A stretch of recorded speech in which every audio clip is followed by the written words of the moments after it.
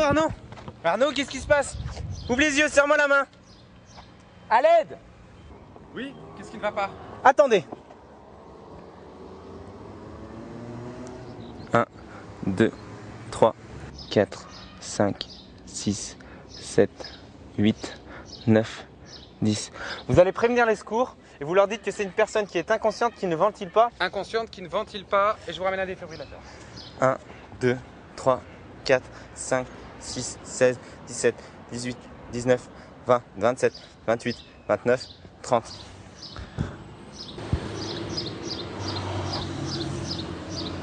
Maintenant, nous allons voir le cas où on n'a pas de défibrillateur.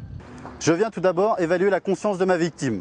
Monsieur, vous m'entendez? Si vous m'entendez, serrez-moi la main, ouvrez les yeux. Dès que j'ai constaté l'inconscience de ma victime, je dégrafe col, cravate, ceinture. Je bascule la tête en arrière et j'ouvre la bouche, je viens libérer les voies aériennes, écouter la respiration pendant 10 secondes. 1, 2, 3, 4, 5, 6, 7, 8, 9, 10. Dès que j'ai constaté l'arrêt de la respiration, je vais prévenir les secours. À l'aide! Si j'ai un témoin, je l'envoie. Vous allez prévenir les secours et vous leur dites que c'est une personne qui est inconsciente, qui ne ventile pas. Si je n'ai pas de témoin, c'est moi-même qui vais venir prévenir les secours. Par la suite, je vais devoir attaquer la réanimation cardio-pulmonaire.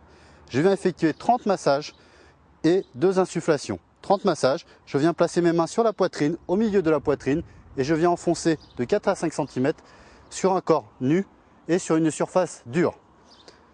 1, 2 et 3 et 4 et 5 et 6 et 7 et 8 et 9 et 10. Je fais ceci 30 fois. Après, je viens faire 2 insufflations. Je viens basculer la tête en arrière, pincer le nez et venir insuffler en englobant ma bouche autour de la bouche de la victime pour ne pas faire de fuite. Je viens récupérer ma respiration au-dessus et je fais une deuxième insufflation. Et je suis reparti sur 30 massages.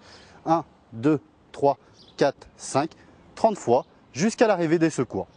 La situation que vous venez de voir, donc la victime inconsciente qui ne respire pas, qui correspond en réalité à un arrêt cardiaque, se produit environ 60 000 fois par an en France. L'efficacité des secours est conditionnée à la réaction des premiers témoins, comme vous avez pu le voir. Les premiers gestes, qui sont les compressions thoraciques et la ventilation artificielle, sont essentiels par le premier témoin pour que les secours constitués, que sont les sapeurs-pompiers ensuite, et l'échelon médical, puissent avoir les meilleures chances pour ranimer la personne. Ce qui veut dire que les premiers témoins ont un rôle essentiel dans la chaîne des premiers secours. Il est très important que le premier témoin sur la victime commence les compressions thoraciques, fasse du bouche à bouche, fasse prévenir les secours. Ça améliorera grandement l'efficacité des secours et ça permettra un taux de récupération des arrêts cardiaques beaucoup plus important qu'à l'heure actuelle.